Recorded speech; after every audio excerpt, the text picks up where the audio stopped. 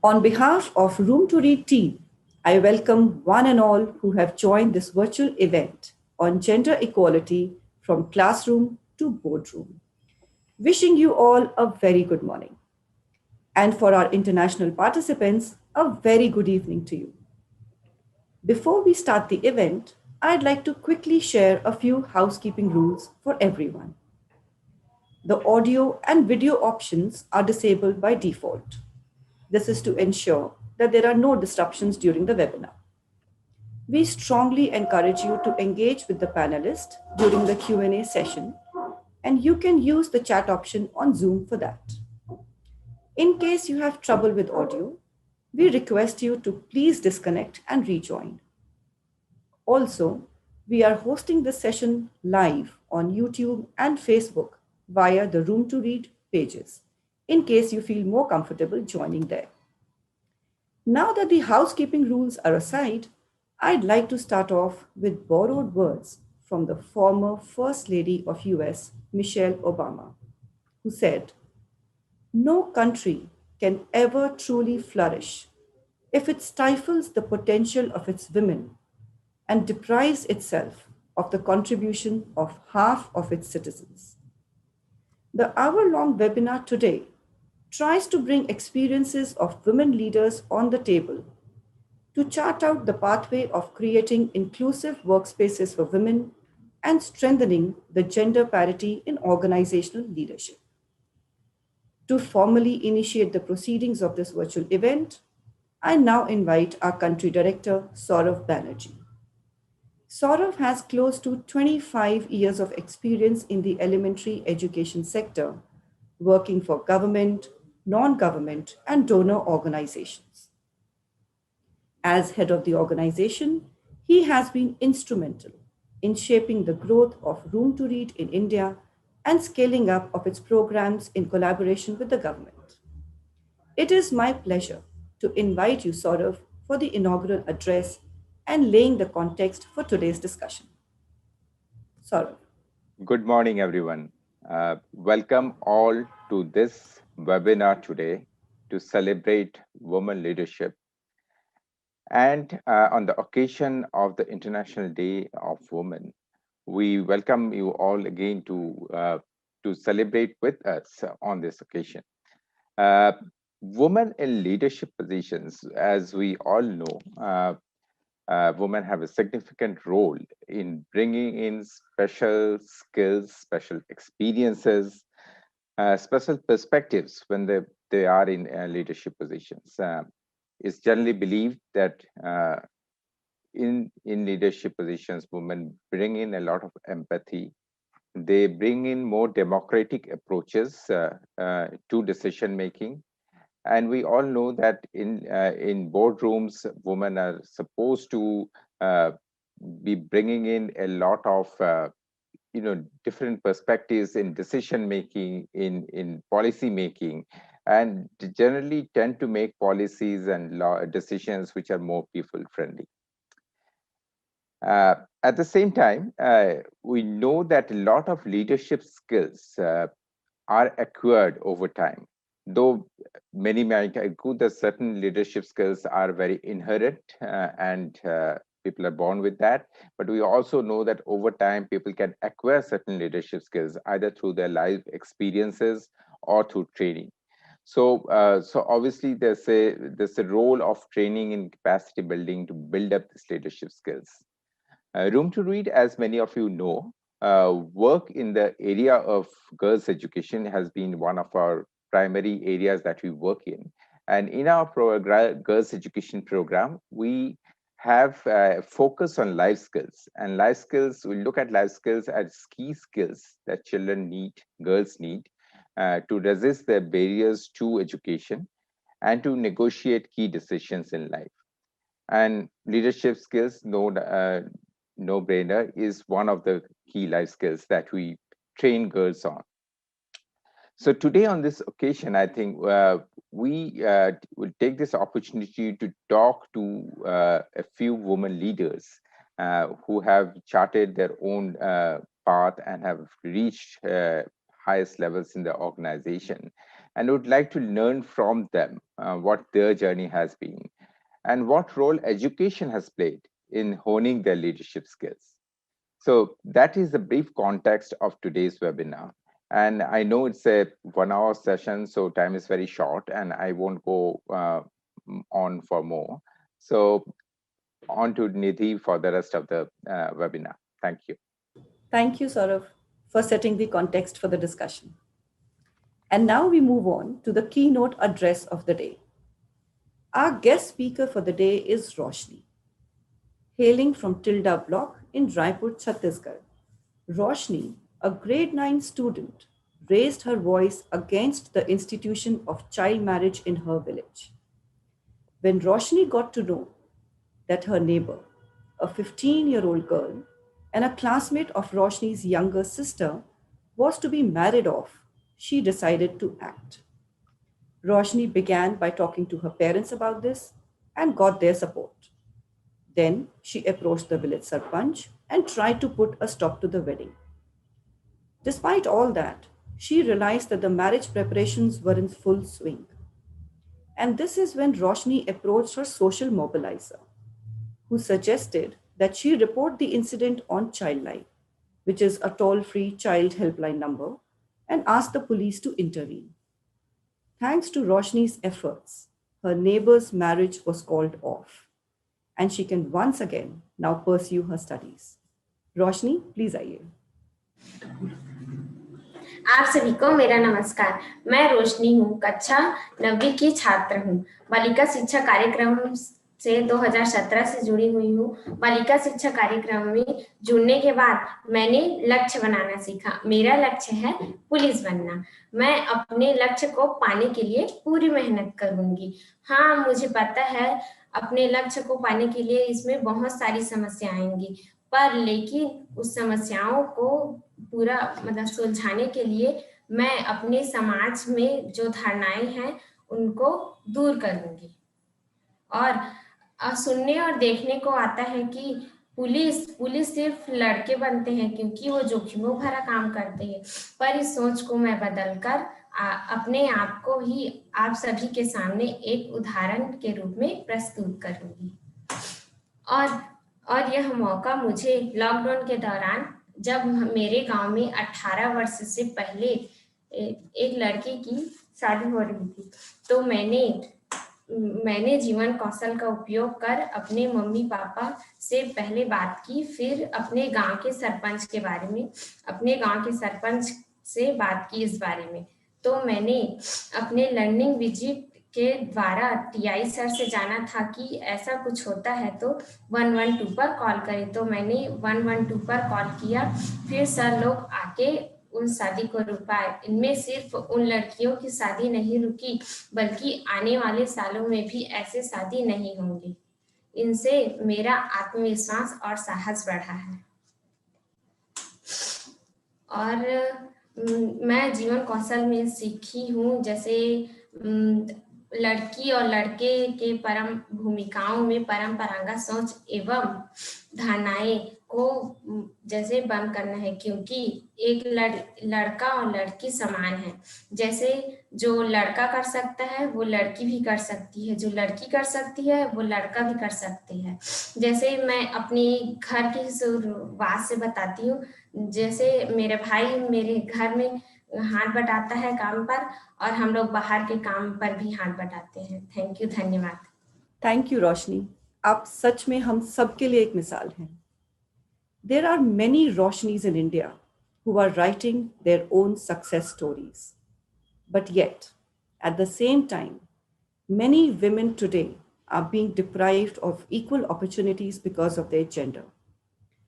To further the discussion today, let me invite Nini Mehrotra, Senior Manager, Girls Education Program, India. Nini will be moderating the panel discussion with distinguished panelists comprising of women who have managed to beat the odd gender disparities in their professional life. Over to you, Nini. So thank you very much, Nidhi, and for inviting me to start our panel discussion. A very good morning to all of you who have joined us today. और आप सभी का आज की बातचीत और चर्चा में बहुत बहुत स्वागत है। आप सब ये जानते हैं कि हम आज यहाँ 8 मार्च के उपलक्ष्य में इकट्ठा हुए हैं, बिकॉज रूम टू रीड ये पूरा हफ्ता एक तरीके से वुमेन्स डे वीक के रूप में सेलिब्रेट कर रहा है। 8th March is also a day that marks the struggle women have taken to better their lives across the globe and fight for the fundamentals, as we all know. So March 8 represents that struggle which has gone on and which is ongoing, जैसा हमने रोशनी के साथ भी सुना। धन्यवाद रोशनी, बहुत ही प्रेरणादायक sharing आपने की, अपने अनुभव को शेयर करने के लिए। और इस अनुभव के जरिए एक्चुअली उन इश्यूज को रेज करने के लिए जो आज शायद काफी लोगों को, हम सब में से, थोड़ा असहज भी बना देते होंगे। Issues of child marriage, issues of early marriage, issues of violation of child rights for a country who is, which is constantly trying to be in a position of a global leader. So these are also real issues from the ground, and we see, and the many young girls who are actually taking leadership in their own lives and for others to combat these issues.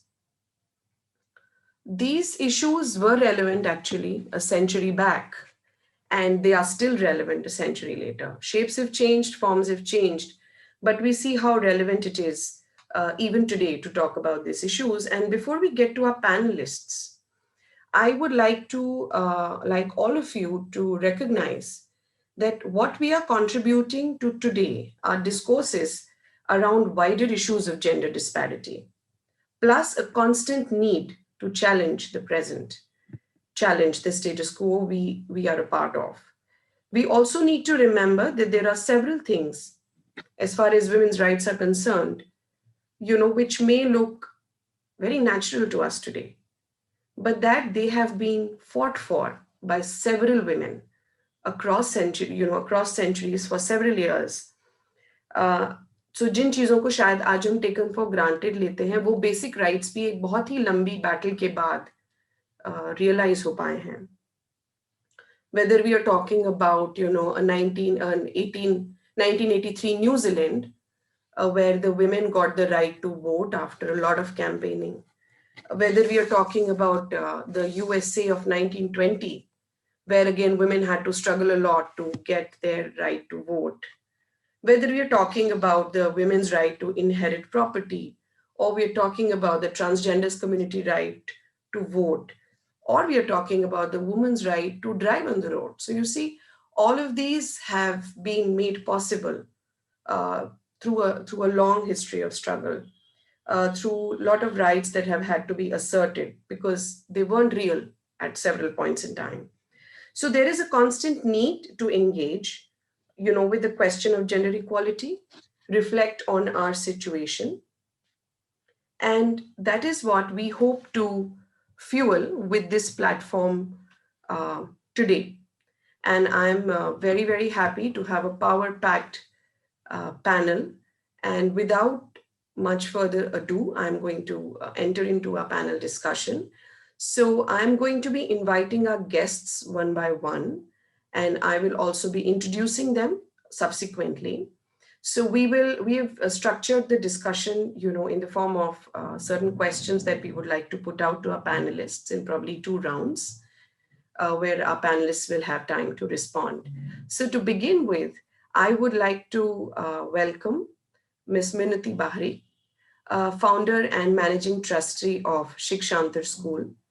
Minati's formal journey with the education sector started in 1996, currently engaged in areas of curriculum development, innovative evaluation systems, teacher education, parent and child counseling, and system design for school.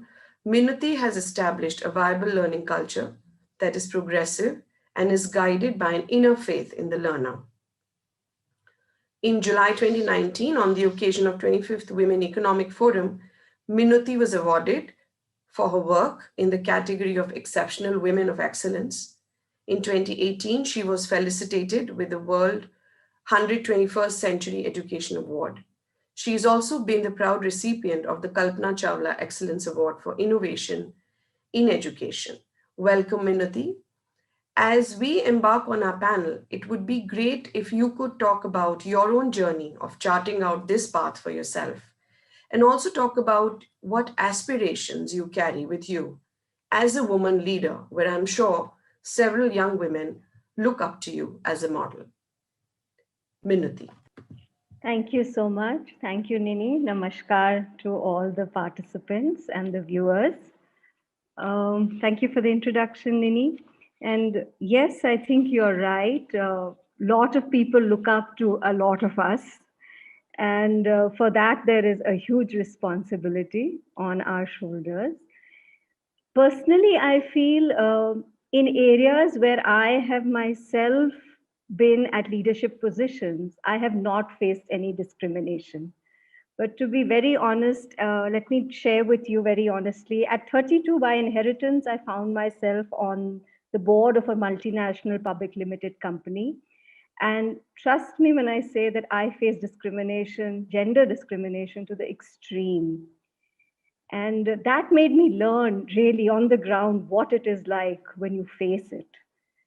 And now, as a person in a responsible position, I think it's very important I find it very important for us to create safe spaces for women, where women feel that they are recognized for who they are, where they are appreciated, where input is put into their development, their contribution matters, and it is a safe space for them to share anything that they may want to share without any biases and without any preconceived notions.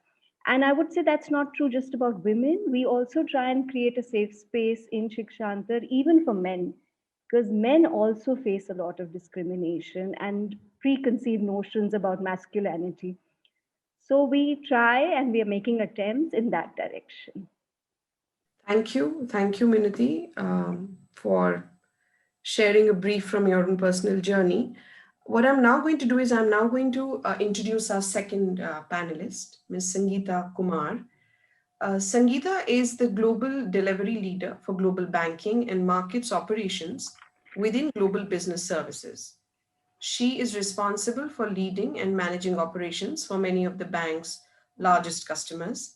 Sangeetha has over 25 years of experience in the banking and financial service industry. Before joining Bank of America, she spent a decade with BNP Paribas, where she managed large corporate relationships. Prior to that, she worked at the Tata Group. Welcome, Sangeetha. My question to you would be that as a leader in an investment bank, how do you look at the gender disparity in the leadership positions in the corporate sector? And if you could share with us what have been your experiences and what is your take on the issue? Good morning, everyone, and welcome to this webinar. And thank you, Room to Read, to really have us all here. It's very interesting to hear some of these perspectives, and Roshni was a great call out there, right? Actually thinking that we sit in our little worlds, thinking that it's all hunky and dory there, and it's not really when you look at the ground level. However, just to reflect on my journey, I think it's never really a smooth ride. I think it's also about part of the problem lies in ourselves personally, and part of it is also what the environment around brings you. When I reflected on my career in that sense, I feel at some point in my career, I had that emotional integrity to say that I want to grow, I want to be a leader, I want to do this, right? So I want to get that acceptance. Once that happens, really, you then grow on from there to challenge any barrier that comes in your way. You need to dig deep and stay in the game. There will be challenges, there will be things that will pull you down, there will be failures. I think, but that drive in you to continue on is an important element of how you personally manage yourself through these careers, to these barriers, really, if I say. In the corporate world, we really look at problems of women moving out in the mid levels, right? So you start off very well. You have a situation where your starting base of women is very good in the initial periods. And then you see people dwindle out, the leaking pipeline, as they call it. There are opportunities there because I think we as leaders or we as organizations miss out that thought process of saying leadership is not just about acquiring skills, right? It is about adapting. It's about changing your whole mindset, and that happens through a period of time, through opportunities where you bring those opportunities and you allow for those failures to happen, but you continue to provide that safe base for people to have a safe environment to do these things, right? I think that then continues to aspire women to chug along and stay tuned into their careers. Otherwise, people just drop off because that's an easier opportunity or that's an easier path out. So creating that easier path will allow organizations to continue to plug this leaking pipeline, I would say. I think a couple of other things is, you keep hearing about lack of networking, the big boys club. You tend to not have the right level of advocacy in a little bit still man world in the corporate sector. And even if you do that, I think women don't very effectively use that network, right? They may create a network, but they are shy to really use it for their progress. So that advocacy has to be built into the structure, I would say. And then thirdly, I really felt that when there is also a conflict with the way you're brought up. Maybe there's a societal pressure there as well. You don't know when and if and how to really exert authority in an environment. And sometimes that gets taken away as being feminist in your orientation, a feminist style, which doesn't always lend you respect. You may be liked, you may be collaborative, you may be taking people along, but can you do the big role? Gets into the question, and that's completely a myth. Right? At several points in my career, I've had to, step in and take the hard decisions, and yet not leave a bloodbath behind me. Right? You can do it better. You can do it collaboratively. So I think there are some of these elements that you take along. I mean, fortunately, in the organization that I am today, it's a very progressive organization. We have, we are amongst the 1 in 5 S&P 100 companies, which has, half our women, half our board as women, leaders there. We have 50% women in the organization. So a lot has been done from laying this path to really get there. But yeah, it's always a checkered path. So stay in. Great. Thank you so much, Sangeetha, for the things that you mentioned. And it's interesting where you bring in how probably we are brought up and the issue of lack of inability to use networking effectively. I hope we have time to come back to that point, because I think that's also a point that our learners and our audience may find of practical utility. And, also your point of exerting authority, how that entire thing that has to also sort of, come with practice. So let me turn to now our next panelist, and I'm going to invite Sonali Khan. As Managing Director of Sesame Workshop India, Sonali spearheads Gully Gully Sim Sim, a multi-platform initiative that combines the power of mass media with educational outreach to prepare children for school and life. Sonali is a global advocate for human rights and for ending violence against marginalized communities, with an emphasis on girls and women. Sonali is a proud recipient of the prestigious Nari Shakti Puraskar and the Skoll Award for Social Entrepreneurship for her work in ending child marriage. Very glad to have you with us, Sonali. And it would be great to have your views on what you think are the gender-specific barriers that you see women leaders facing in the nonprofit setup. And what is your own assessment of why do they experience these barriers? it would be great to have your reflections, and also if you can bring in aspects of your own journey as a leader. Thank you, Nini, and good morning to everyone. It's really a pleasure to be on this panel. And, you know, this is an issue which is very close to my heart. And I want to begin a little bit reflecting, taking off from an incident that happened in my life. So it was probably my first job interview, and I was probably I was finished my MA. And there was a mock boardroom session, and I was sitting on there, and this was a young guy from a management institute who asked me, so madam, now that you're married and you have children, how will you manage your work-life balance? And I was absolutely stumped because you know, in my head, I was, remember, idealistic, 23-year-old, you know, grown up in a family where I could speak my mind, never thought that, you know, this would ever pose a problem to me. So I sort of answered him, but I never got the job. That was my first experience.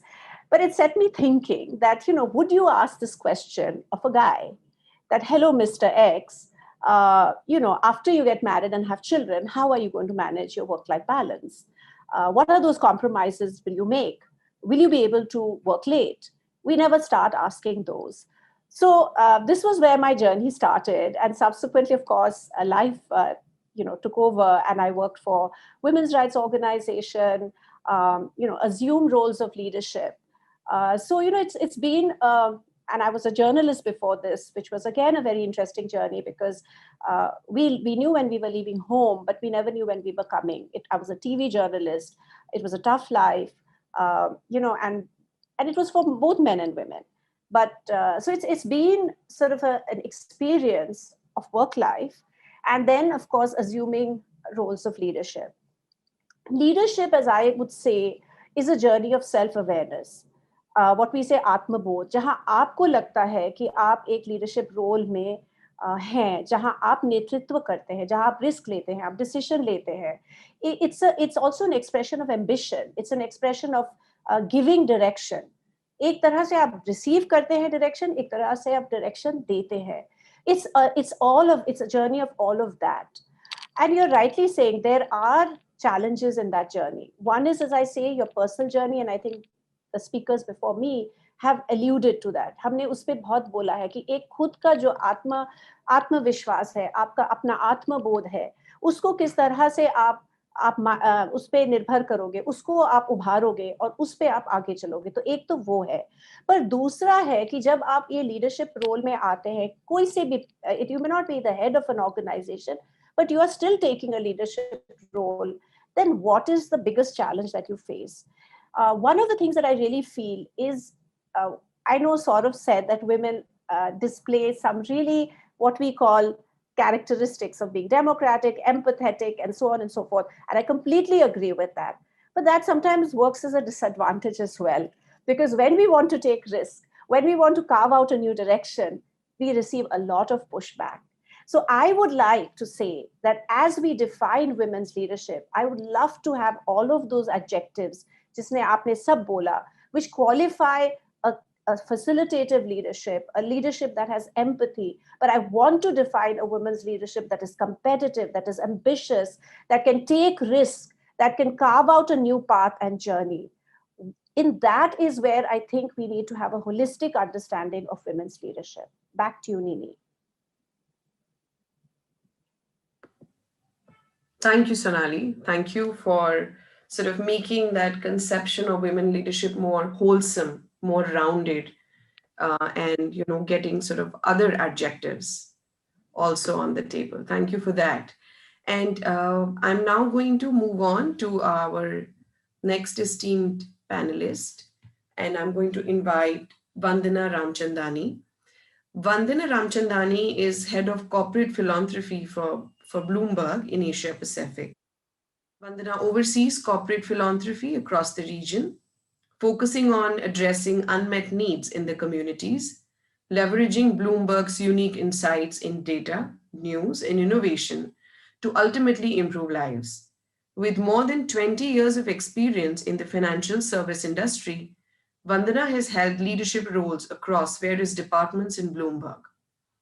She is on Bloomberg's Diversity and Inclusion Council for Asia Pacific, a frequent speaker at conferences on leadership and talent. Diversity, equity, and inclusion are topics close to her heart. A very warm welcome to you, Vandana. And, I was actually also reading up and brushing up my data, and I landed up on the Bloomberg Quint side and, pulled out some interesting set of data on. I would really, really like your reflection, not only on that data set, but also on issues that are indicative from there. And this is, what I read, that women accounted for 17% of board directors in Nifty 500 companies as of March 2020, compared with 15% a year ago, according to a report by Institutional Inventory Advisory Services and SBI Mutual Fund, where we also know that there was recognition placed on this article that a lot of these improvements have been driven by regulatory efforts. We also know that there is a lot of ground that still needs to be covered. Trends have been similar across the board. For instance, I was reading up, while women enter the US companies at roughly the same rate as men, experts say that their ranks grow thinner. As one of our panelists was also referring to, Sungita was talking about it, it grows thinner at each step up in the corporate ladder.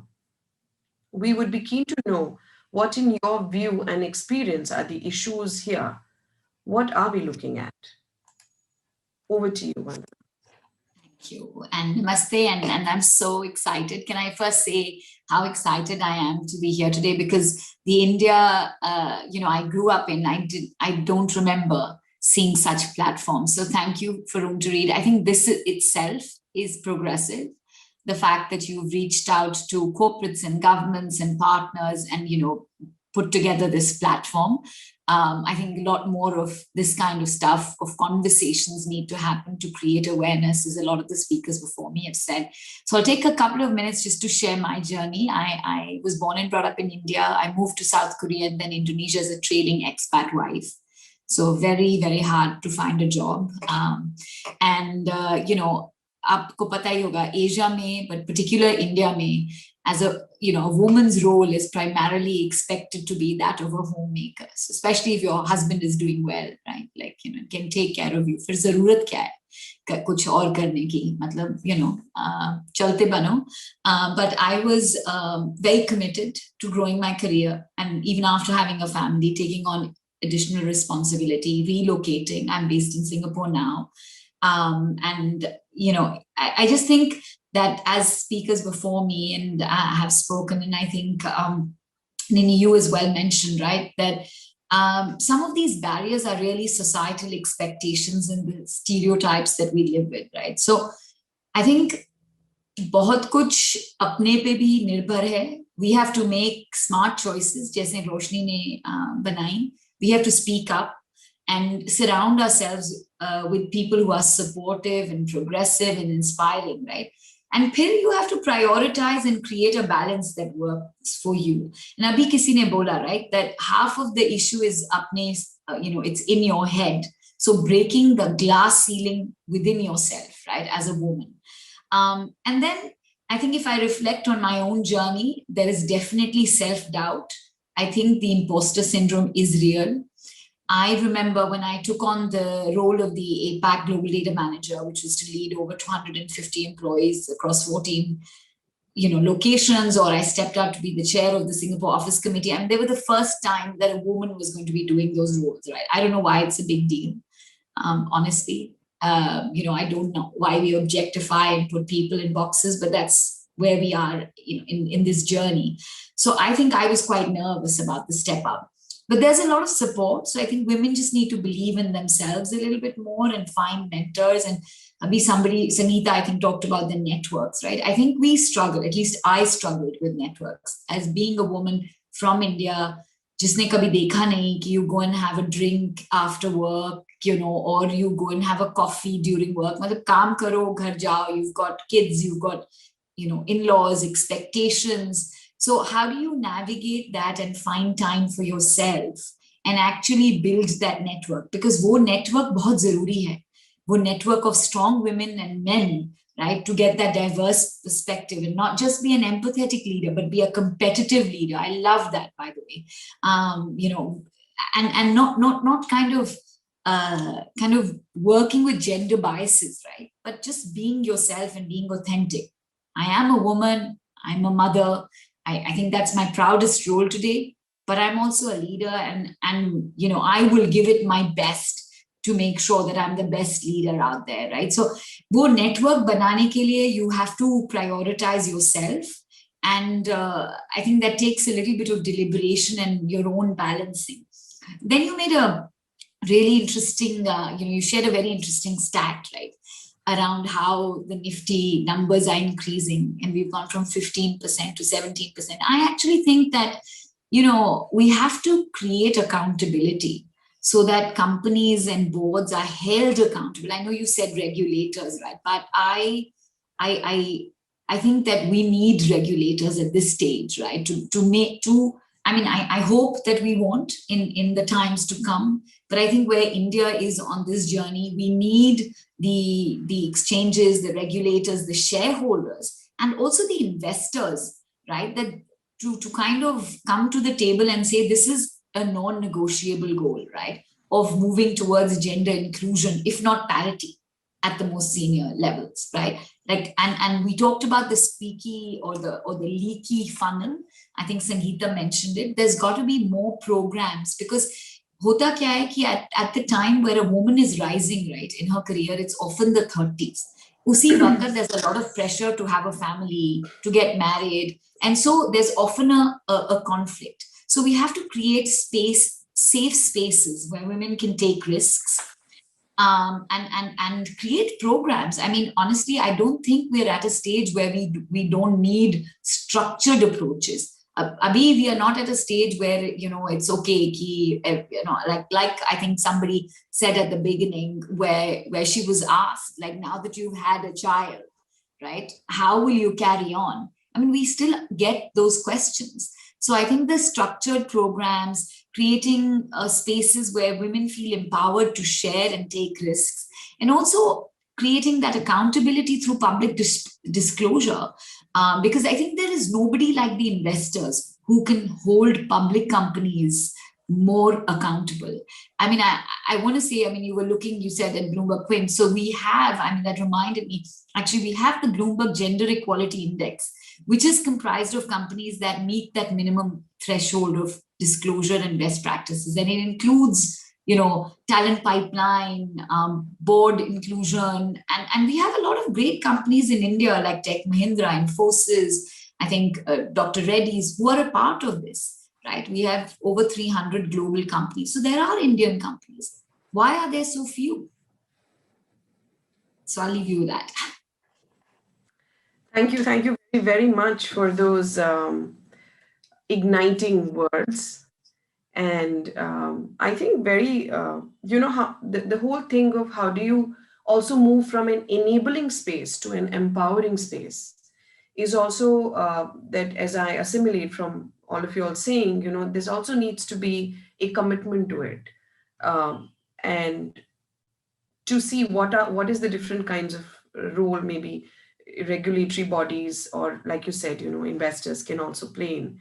So thank you very much for those thoughts. And moving on, I'm also going to now invite our panelist, next panelist, our very own Pooja Trishal from Room to Read. Pooja is the program operations director in Room to Read, and she overlooks the operations across the country.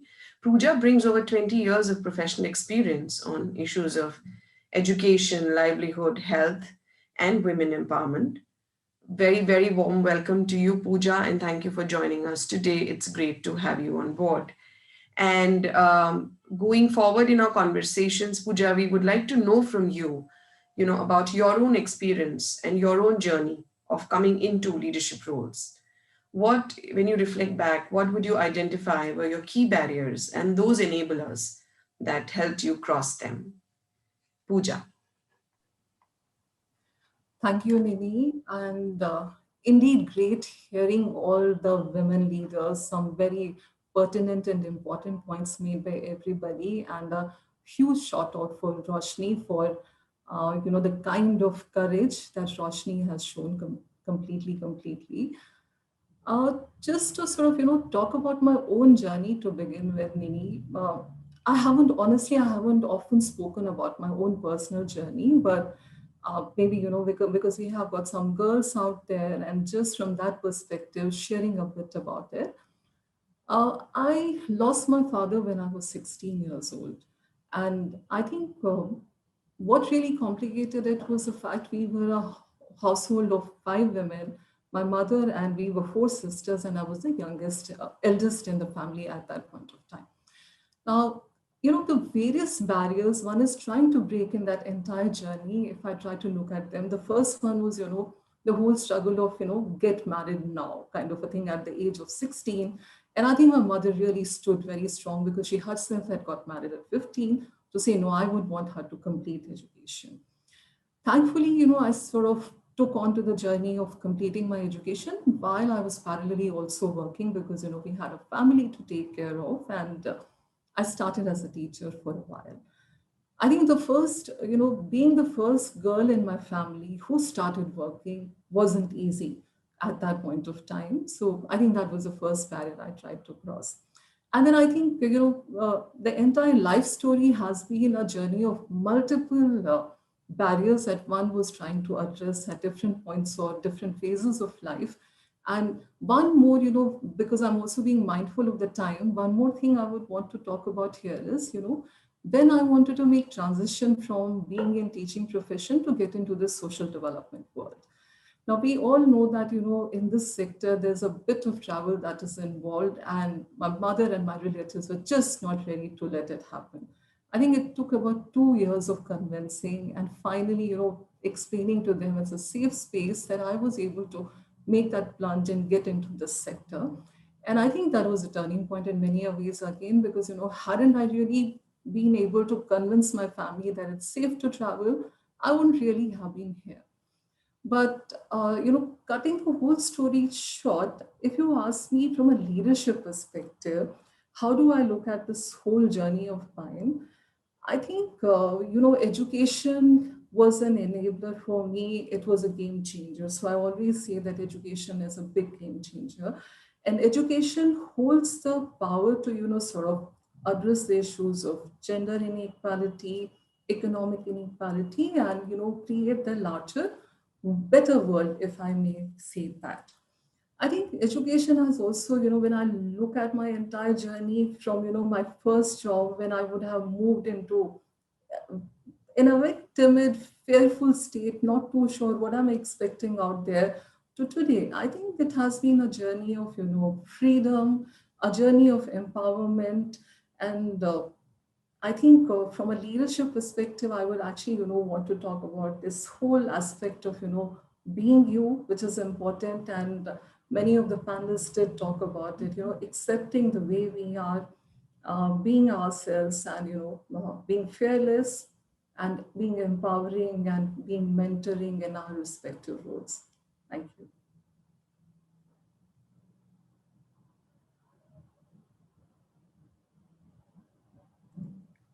Thank you, Pooja. Thank you actually for, making us participants into your own personal journey. A special note of thank you for sharing that, because I'm sure, that the young people, especially young women, and also not so young women like me, are listening to you. I'm sure हम बहुत सारे लोग connect कर पाएंगे जो आपने कहा. And, excuse me, the value that you place on getting yourself in education. I know it's frequently said, but it can hardly be repeated more and more and more. I mean, it needs more and more repetition, which is not redundant at all. That is really the key to change a lot of our future, especially just, I said, young women. I'm now going to move further in our conversation. And Sonali, I'm going to turn to you again. And I would be interested to understand from you, how do you think non-profits are doing to strengthen women leadership in organizations? What are the grounds that we need to cover? It would be great to have your reflections on that. Over to you, Sonali. So thank you. Yeah, thanks, Nini. So as I was telling you that, I was heading a women and girls' rights organization. So the narrative there is very different. But I would like to comment on the social and development sector overall. So if you look at, I think data of leadership of women in the social sector, in leadership roles, I'm not saying maybe in the hierarchy. So many organizations will have a lot of the frontline women because it is so desired. If, for example, if it's a health delivery nonprofit or social sector organization. So, but how many women are there actually spearheading those organizations, lead in leadership roles? I think that's the question on the table. And how do we actually facilitate that? So I think when you're saying what are those areas? So see, women, a lot of women work in the development sector because it's where, women are there because some of us really grow from the grassroots, come up doing this kind of work and grow. Then you have now, of course, there's been a lot of corporatization of the development sector, quote unquote, where you have, a lot of skills coming in. So there's lateral infusion of talent, which is excellent because our sector is starved of talent. We need to function with professionalism, with efficiency. So we need all of that. But where I'm coming to is that if we really want women who have, say, for example, come into the sector, and speaking more specifically to the rights-based sector, we really need to help develop that leadership. And I go back to a point, it's not just about skills. It's really about bringing in women in a way that they can take on, I would use the role of like management, organizational responsibility, not just a functional role. So there's a little bit of differentiation, and I want to sort of focus there. So if we want to really bring women into the leadership, I think they have to come into what I would simply put as decision making. This is very, very critical because often decision making is centralized, it's not delegated. There are levels of responsibility on people, but accountability, again, is a very nebulous term. So if we really want to pull out one aspect, Nini, here that I would like to emphasize is women in decision making. It's not so much as that, I have a managing director position and I have a, senior manager or whatever that wonderful designation is. Do I get to make decisions across the leadership levels? If I'm at a manager, senior manager, whatever it is, because often enough, this is where we get hit. And I think this is not just for women. In many places, a lot of junior staff may also say that decision making is centralized, but this is particularly felt for women. How do you take decision and how do you be accountable for that decision? What's the level of supervision? And I heard about, like, where is it that women will be allowed to take that risk? Because every decision comes with a risk. So this is the focal point that I would say that if I really say we want to make a difference, because again, structures are becoming flatter and flatter. So that, leadership is not like it's not that pyramidical structure anymore. So you're not like the top boss with, so many people. It's a flat structure. There are groups that work together. So in those groups, how do women exhibit that leadership? And I would just pinpoint this one fact. And how do you enable women to take that decision? And I just want to reflect on one thing. If you look at women overall, even in our cultural situation, decisions are made for women. Yeah, as a girl, as a wife, as a mother. These are very respectful positions, quote unquote. But someone makes your life's decisions for you? So as you assume leadership roles, I would say both in personal life as well as in a professional life, this is one thing that you have to respect, that if a woman is making a decision, she has thought about it. She has been very, very analytical about it and can go ahead with it. And I really wanted to quote an example here. It's kind of related. Maybe it's a little bit of a stretch of an example. Like if you look at women borrowers, like in the whole microfinance industry, everybody loves giving loans to women because they're seen as the best, who pay back, right? Who are responsible. So in one way, you attribute so much of responsibility to women, but in another way, you don't want to value their decisions. So that's the only thing, Nini, I would emphasize on, that if you really want to enable women's leadership, let them make the decisions. And, you will be guaranteed with just amazing decisions. Right. Thanks, Sonali. You actually are also sort of bringing in that aspect of commitment. So not only to, start with the finished product of having all the skills, including the skill of decision making, but also to, to create ways for women to get there, because probably this is not an area which they are expected to grow into from day one. But as with everything, practice makes perfect. So as I understand, you're also talking about a certain commitment for, creating this enabling. Is that the right way to interpret, Sonali? No, absolutely. It is the right way to interpret it because, just to say, just to add a word, that lack of discrimination doesn't necessarily generate a leader. Like if I think about my childhood, I was never discriminated. In fact, I think we got all the opportunities, but I think challenges make us leaders. When you face those challenges, when you take those risks, you really shine. So it's not that make my life easy from go. That's not what we are asking for. So somehow, I don't want this conversation to say that when we are saying about equality for women, just make life easy and we will just shine as stars. No, that's not what we are saying. What we are saying is that, we are there for the challenge. We are there for the crisis. We are there for the risk taking. And we are committed to this. So you're very right, Nini. That's what I'm trying to sort of lead us into. That it's that, if just because sometimes I feel that we just heard Roshni, she's just, we would have loved to have her not face that situation. None of us want anybody to undergo this kind of challenges. Different, Pooja expressed her own challenges in life. None of us wish this on anyone, but those challenges made us shine as well. Yeah, women who have never faced challenges may not even land up doing anything. So I'm just saying that, there is no thumb rule for any of this. We need a commitment. And I think singularly, give us an opportunity, we need to grab it. So, I love what the panelists have been saying, that we got, if this opportunity was given, and I think, sorry, I'm just, not Sangeetha, sorry. I think Sangeetha probably mentioned, no, Vandana was saying this, that she was managing 250 people. It's an opportunity that was offered, and there was a structure, right. There was all that, you have to just grab it.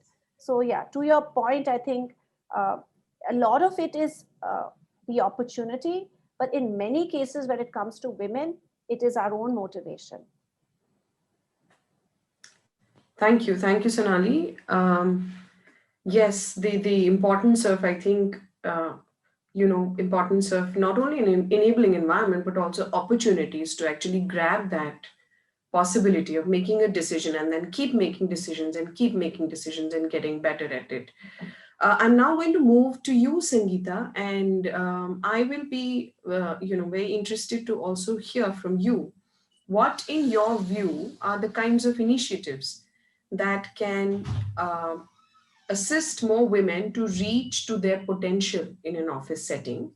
That's one part of my question, and it will be great to have you elaborate on the earlier point that you were making, that at times women also, it'll be great if they learn how to effectively use networking, because sometimes they may feel shy from, they may shy away from using networking because they're also coming from entire cultural background, and what value is placed on assertion, what value is placed on passivity. So all of that also complicates it for them. So I would love you to, to share your reflections and thoughts around these 2 pointers. Yeah, I think we heard Sonali very well talk about it. It's about, so in a corporate environment as well, I think while building on diversity, which is, gender diversity. I think a lot of regulations, metrics, we've all kind of put that on our, radar, right? I think that has helped to really build awareness to really, so one, that is an important piece of this element, to have the right traction of this in the organization, whether it's through regulatory or your own metrics, so scorecards or whatever, that you are driving that awareness of a need to create a diverse environment, right? Because time and again, through multiple studies, it has been proven that a diverse environment produces the best results, right? Corporates which are doing very well have truly taken diversity on, right? So it is imperative to survive as an organization and grow, that you are diverse and you're bringing that same cultural environment, right, into your organization, because then that's how you will support your customers and clients, right? So there is a reason for this diversity, right, to be there from a profiting perspective itself, right? I think organizations are doing, and Bank of America has done a lot of work around creating the right sort of advocacy structures, having women networks that, not women networks, but networks which support women. I think that sometimes the challenge is when you just create a cohort of women, it is women with women, and that interaction helps. But are you really positioning the individual to interact with the broader audience as well, right? So we've been consciously also trying to say it is not just a women's network. Men need to be a part of it. They need to get educated, move along in the same direction. So you're creating a more cohesive environment, right? Because otherwise it just becomes a women's club, and that's not helping the women really move. I think three, which Nali really talked about as well in my mind, was giving those important assignments, right, to women from a visibility perspective. I find that, I'd rather take up a role. It's very easy for managers, male managers, to give you an assignment of saying, okay, you run the employee engagement initiative, because that comes so naturally to you, versus doing a process reengineering, right? Take the process reengineering role.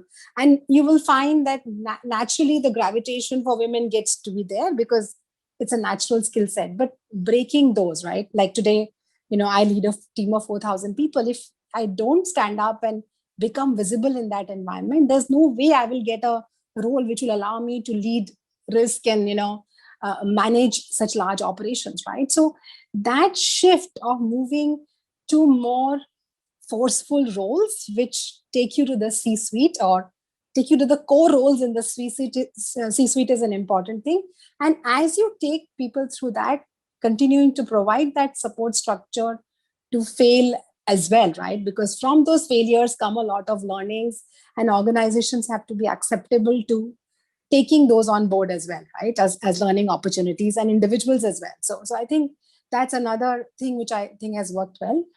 And in another sort of context, when I look at it, more women in senior roles allows others to kind of have models to emulate, where you can bring your whole self as an individual to the workplace.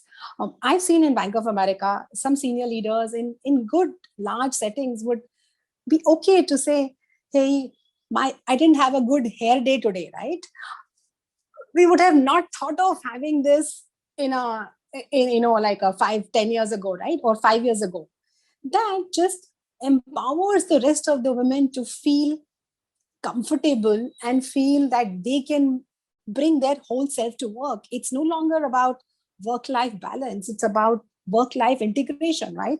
In parts of your life, you will prioritize things which are important to you as a person, as a wife, as a mother, whatever. But in parts of your life, careers are important. And that acceptance in the organization has to grow. So the inclusive culture has to continue to grow. And I think that's the focus which will transform us from just being a number came to being the force behind it. So that's what I would say about, what organizations can do. And I think a lot of work is happening. It's not, it's not to undermine, Vandana was saying, right? A lot of things have transformed organizations like yourself. And I think education is a very, very core piece of it. When I was reflecting on it in my home environment, there was complete, clarity that my father did want my, my siblings, my brother, all of us to be, well educated, right? And the focus was completely there. And that built the base for me to, continue to evolve into these roles. So if I didn't have that education base to really feel equal, maybe it wouldn't have been a journey of this nature if I reflect on it. And just to your second point on using networks, I think one is there is paucity of time for women generally because they're trying to handle multiple roles.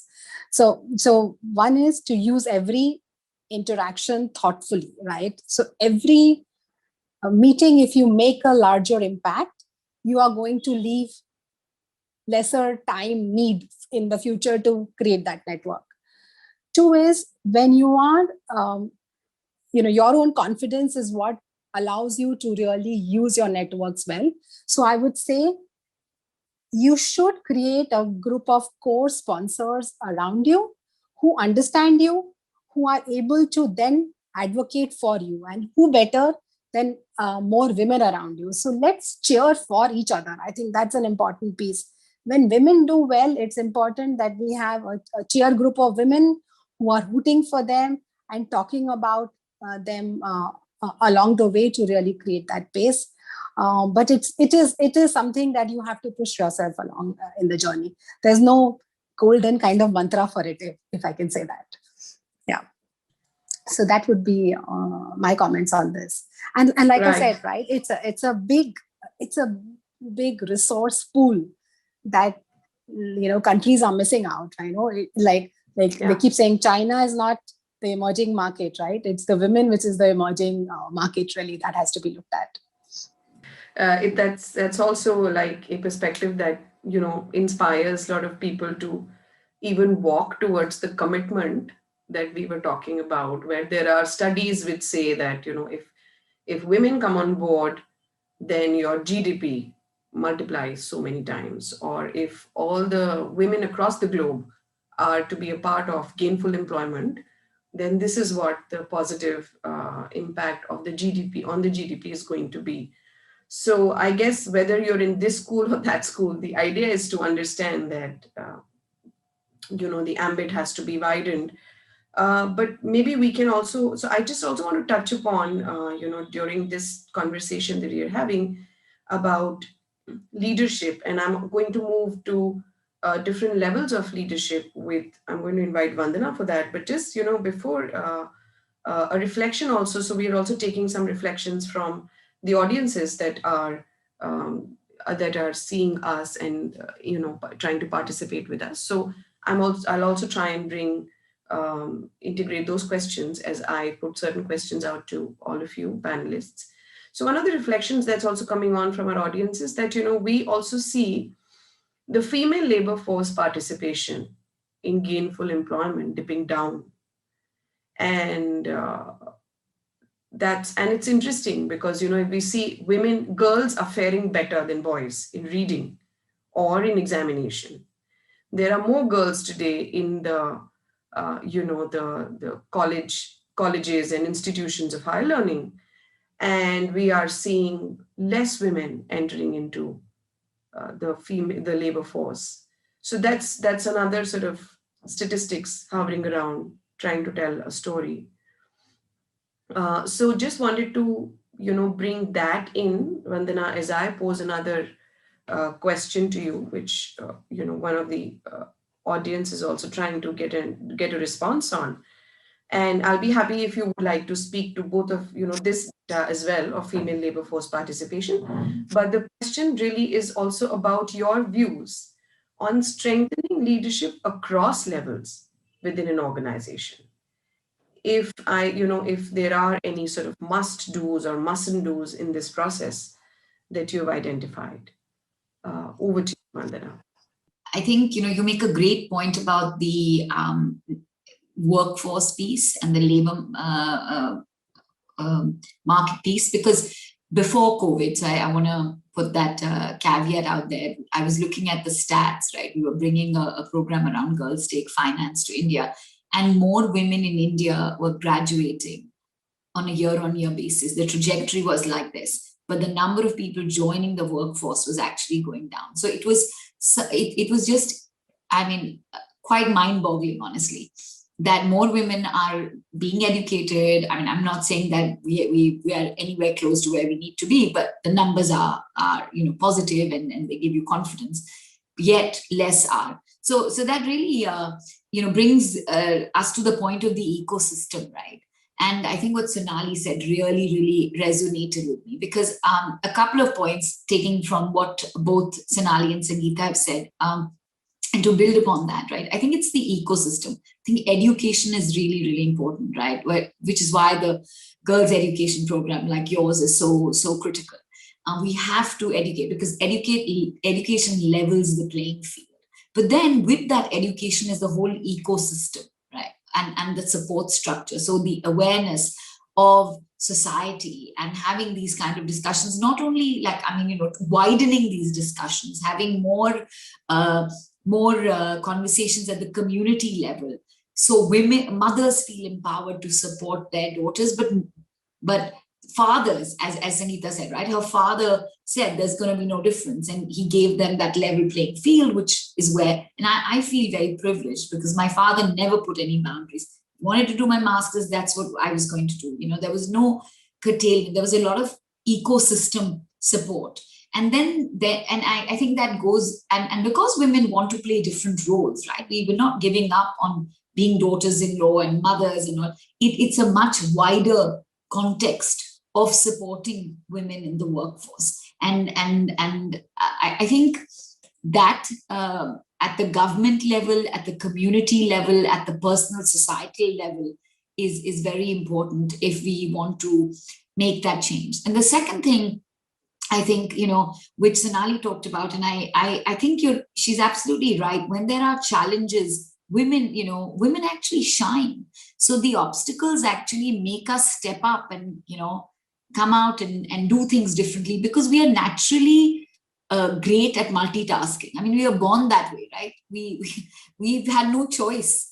We've had to make the chai and then run and take the bus and then come home and do the work and then perhaps help mom with the whatever. We're very good with multitasking. We're good with prioritizing. We just have to make that leap forward of applying the same skill set in a boardroom or a work context, right? And so I think when there's an obstacle, we are actually very creative. We are problem solvers and we can do it. I think we just need, if I was to look back at my journey and those around me, what is the one thing that we could do more is to give them the confidence. And that I think comes from the networks and brings me to my second point, right? The question you were asking around the levels and, what we can do at different stages.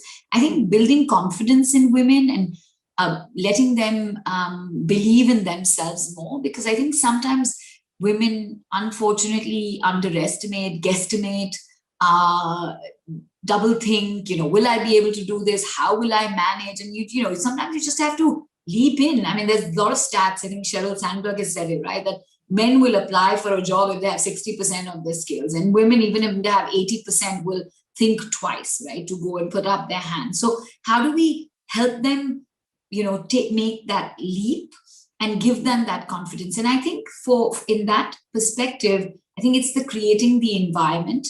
It's authenticity. I think Sangeetha talked about it. I think more role models, more aspirational, people to look up to, but also calling out things. It's not just about a hair day, which is, I think, amazing.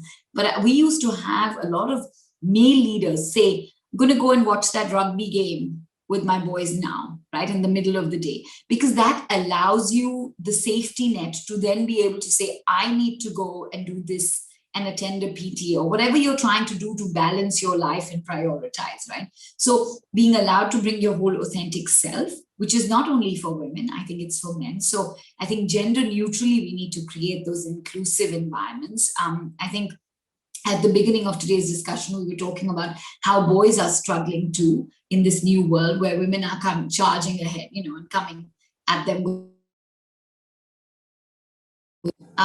is important. I'm sorry, I don't know if you heard that. That's my daughter calling me. So to pause that.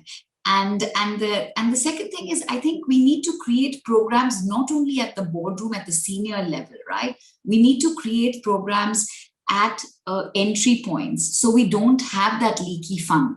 So when women are, we've seen that women tend to leave more between the 2 to 5 year point, right? And that's just at the trajectory. So how do we create programs where there's sponsorship, where there's sharing, where men and women are advocating for women when they're not in the room, right? And again, Sangeetha said that it's about going prepared into those meetings and leaving a mark. But I honestly think that it's also about finding the time to network more informally, right? I think men do it really well, but organizations can create structured platforms to do it if women can't stay late, right? So how can we bring that into the day, and whether it's a lunch or a coffee or a speed mentoring program, or in the journey, so it's not just at the end, but it's through the trajectory that a woman is going through. Thanks, Mandana. Yeah, so just it's interesting how for me there are various things that we all have been talking about, which actually play a very effective role in different contexts, whether it's prioritizing, networking. So thank you for also consolidating a lot of thinking that have been we have touched upon. And so from here I would like to move to you, Minuti. And we've talked about education and the really powerful role that it plays in everyone's lives, and especially women's lives, to chart out the trajectory that they wish for themselves. And we also know that a lot of what happens in our world can be very, very positively influenced by schools, because they're powerful institutions of learning. And I would like to understand from you, especially in the private school arena, how do you think, what are the issues of gender equality? Is there a level playing field already? Are there certain areas which can be worked upon? And how do we strengthen gender parity in the institutions of learning?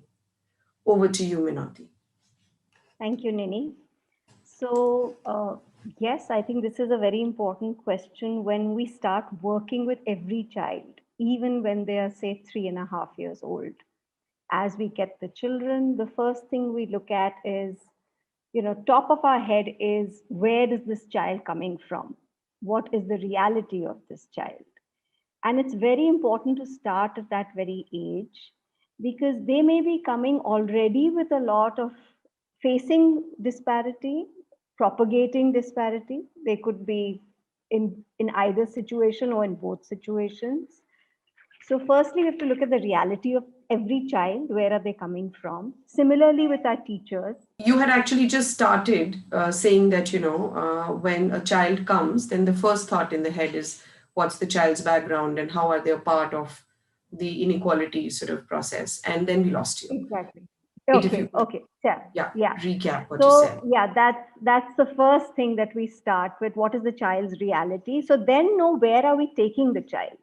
Because there has to be a growth for the child, so and like one of the panelists said, autonomy is very important. So what is the growth map for that child? Where are we looking at that child going? What are the challenges? What are the transformations? What is going to contribute to that transformation? So school becomes a very important place in terms of numbers. If I look at it, just to give you an idea, we are a medium-sized school, so we have like 25 to 28 in a group and 5 sections. So we have about, say, 1,700 students. But the outreach per student, the people I reach to directly, is about 8 per child. And that is how, because there is the child, there is the sibling, one sibling, there will be the parents and the immediate grandparents. So, right, so if there's 1,700 students, we are about 275 teachers and about 85 other team members, so about 2,000 team members. So our outreach is 16,000 people every year, every day, 365 days a year. So the school is a huge place of work for any kind of parity. One is it's very intimate. See, it's very personal. I can get into the family, I can get into the background of the child, which I cannot do anywhere else. It's also very formative, as you know. And when the child comes to school, or when a teacher comes to school, he or she is coming out of a very set environment into a new environment where possibilities exist. So that makes a lot of difference, because the work that can happen with them is very real work. You can take them from here to here in a very concrete way, right? And so these are some of the factors. And when you're asking about, I think schools are really in that way game changers in influence. They're huge influencers, huge influencers. For example, I'll give you an example. One of our fathers, this was a child in nursery only, he came to us. Okay, in our school, cooking, cleaning, everyone does it. There is no, like, we celebrate all our festivals. So in the festivals, we sometimes we have mehendi. The children do mehendi in school. Whether it's a boy child or a girl child, they're all applying mehendi. There isn't this disparity that boys don't do it or girls don't do it. So, from a young age, they're exposed to that equality. And when we have cooking, whether it's laddu making for Janmashtami or for Eid के लिए आप सेवइयां बना रहे हैं, या कोई भी festival के लिए जो जैसे कभी सैलेड बन रहा है, सैंडविचेस बन रहे हैं, सब बच्चे बनाते हैं. So we actually had a father who came to us at a nursery level, just child was 6 months into school. And he came and said, thank you for bringing this into my child's life, क्योंकि हमारे घर में सिर्फ औरतें ये काम करती हैं, आदमी लोग नहीं करते. And I have a boy child जो अब किचन में जाता है, कहता है मुझे रोटी बनाना है, मुझे बर्तन साफ करने हैं. तो वो एक बिल्कुल shift हो गया है, and in a very gentle, soft way, without blaming, without any kind of, there is no this versus that kind of a game or happening.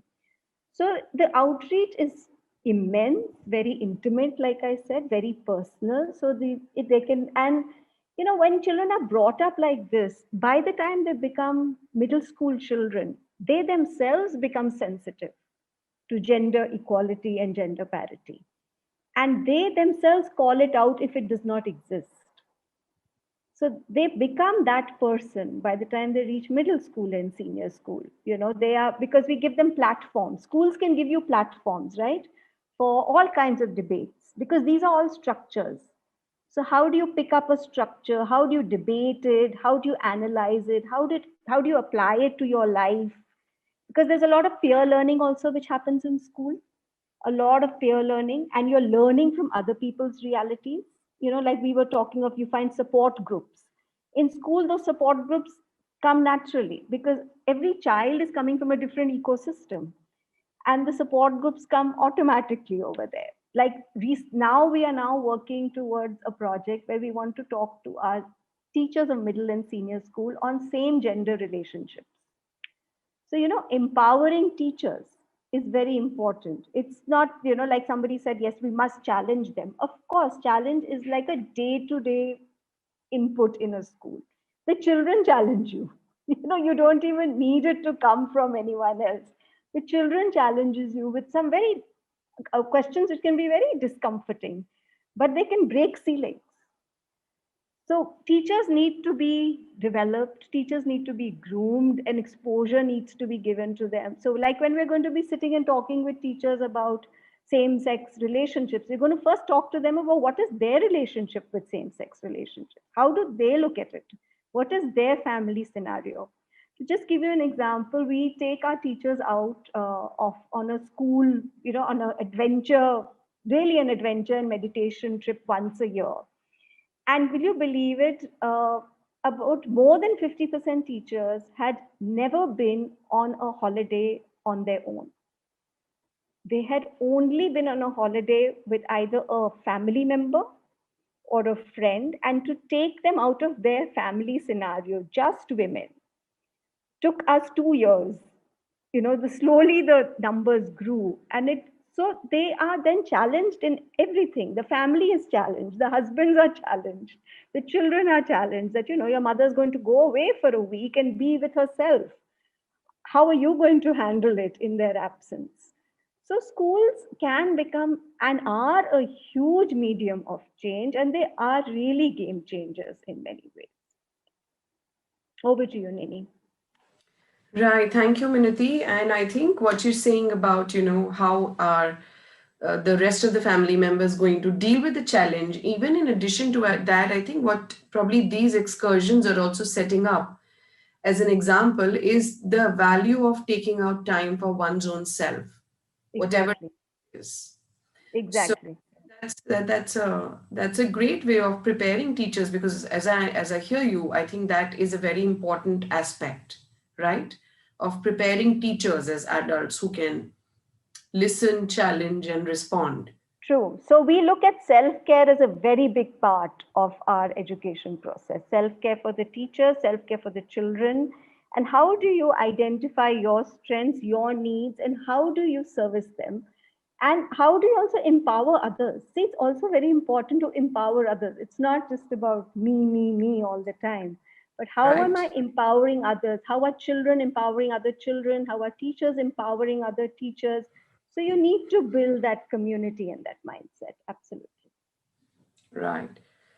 Thank you very much for also, bringing on this, the role that an individual plays not only for oneself, but also for others. I think empowerment needs to be also looked at more sort of in a rounded manner, which I think is probably a key to a healthy society where everybody gets a chance to flourish. Thank you very much for your thoughts, Menoti. Absolutely. And Thank you, Nick.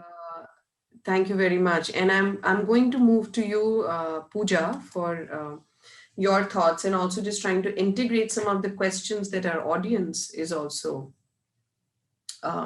raising. Uh, one aspect which I would want you to also respond to is that being a part of an organization that works towards strengthening gender equality through its work with adolescent girls and their families, communities. What are your reflections on what really works in the process of empowerment? That's my first question, and then I have one of the audience's question, but I would like to have your response on that question first. Over to you, Pooja. Just for the benefit of, because, we have larger audience with us, and some of the audience members may not know what exactly we're doing as part of our girls education program. So essentially, to sort of, broadly talk about our girls education program focuses around the life skills. And we work with adolescent girls from classes 6 to 12. That is the key time during that secondary schooling, which is a critical phase in the girls' education and also the life ahead period per se. Now, we all have been hearing about life skills as the 21st century skills, and there is enough evidencing which says that life skills are the key skills when it comes to your performance, be it in classrooms, be it in the work sphere, or also in life ahead per se. Now, trying to look at what have been our learnings on the ground largely. So we know that, when we are talking to these girl children and, when we are talking to them about that self-belief and that you're important, that you can do it, I think that self-worth, I think once we have been able to accomplish that one facet or aspect with the girls, you start seeing the magic starts happening on the ground. So the first thing is to sort of tell them you are important, you can do it. And we've seen fantastic transformations start happening therein. The second part of it is, which is essentially about talking about, making informed choices. So it's very important that, when girls are making their decisions, those decisions are being analytical, critical, they're based on sound information. And because only then one would be able to, solve the problems that one is grappling with at that point of time and arrive at the right kind of life decisions per se. Now, essentially, what's happening in this entire process is, on the one hand, we do see that girls are, finding their self-belief, and on the second hand, they're making their own life decisions, and the whole process of empowerment or transformation starts unfolding on the ground. Now, a lot of panelists did, of course, talk about the fact that, there is that need to create ecosystem. And I think that's equally applicable when we are working with girls. So while we work with girls, we also realize that, we got to be working with the parents. And so we do a lot of work with parents, community members, panchayats and SMCs to make sure they create that facilitative, supportive environment for girls' education. Parallelly, we also try to sort of, work with girls in terms of, essentially the teachers uh, and the wardens and our staff, because they are taking girls through this entire journey. And Minati did talk about the fact, that it could be a two-way journey. You could be finding your own self in the whole process as well. So I think we've been hearing a whole lot of stories of transformation from these teachers and wardens who say that, while they're working with girls, they have been able to discover their own self. And just to make one last point, technically speaking, there's so much that, NGOs like us can do, but essentially, there's still given the, the scale of the problem, it's very important that government is on board in this entire effort. So essentially, that also means that, we have been working with government in terms of system strengthening, institutionalizing, and also coming up with the policies and creating that supportive environment for girls to bloom and thrive, essentially, if I say. So what is happening on the ground in this entire empowerment process, Nini, is, we are seeing, technically speaking, that girls are challenging the status quo. And, we are trying to create that gender-friendly space, which is a lot more humane, where everybody is getting opportunities to accomplish their true potential largely. Yeah. Essentially these points. Thank you. Thank you very much, Pooja. And I think I'll just have to hold on to the last question I was wanting to integrate for the want of time. But I hope that audiences have found it useful that we have tried to integrate the questions that they were raising by the side. Thank you very much to all the panelists. It was, I think for me, it was just simply super hearing all of you. And some of the things that I would just want to, key things I would just want to mention, all of you all spoke about the safe spaces, about the opportunities that actually need to be really, grabbed and also offered for women leaders across levels to really do it, to get into that role, to warm up to that role. We also talked about, this entire, the importance of building confidence in them to take on what, they aspire to. And also very important, I think, this entire thing of building the ecosystem so that there isn't the backlash, because some backlash can really pull you down.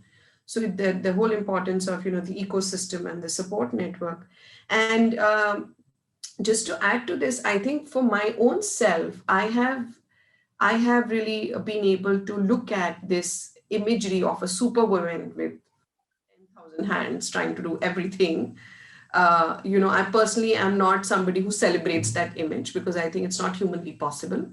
But from this panel, what my own takeaway as well, especially in terms of articulation, many of you have done, is the idea is probably not to be able to, hold everything all the time, but the importance of prioritizing and to do that within one's personal as well as one's professional space.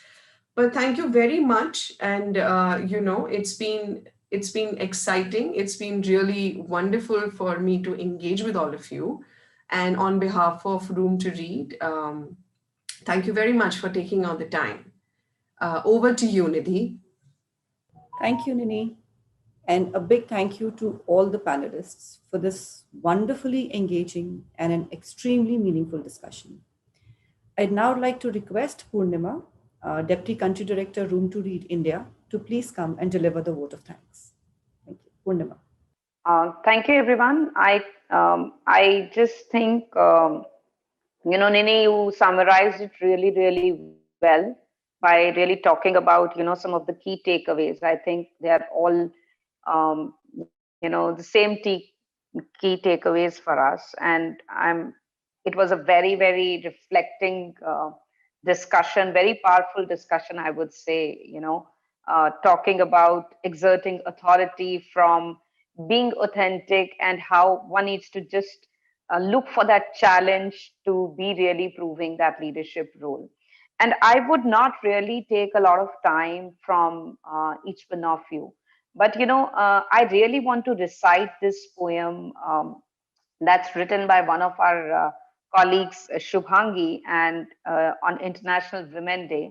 And I would just close with that poem you would like to hear, and it's very powerful. Um, तूफान है तू शक्ति है, बेड़िया चाहे तुझको रोके, पिंजरा तोड़ तू उड़ती है, नारी तुझ पर गर्व है। तूने न रोके रुकती है, मशाल सी सुलगती है, कुदरत का कमाल है तू, जीने की मिसाल है तू, नारी तुझ पर गर्व है, तुझसे हर दिन पर्व है। आसमां से तू चीखती जा, बस तू खुद की सुनती जा, सीने में एक आग लिए सबसे आगे बढ़ती जा, नारी तुझ पर गर्व है, तुझसे हर दिन पर्व है। With this, I want to thank each one of you, all the participants, all the panel members for such an insightful discussion. We really apologize to the audience कि आपने बहुत सारे questions पूछे और हम सबका जवाब नहीं दे पाए, but we will try to respond to the questions separately on emails through personally reaching out to you. But thank you. This event was very successful because of all your participation and engagement. Thank you so much. With this, we can leave. Thank you.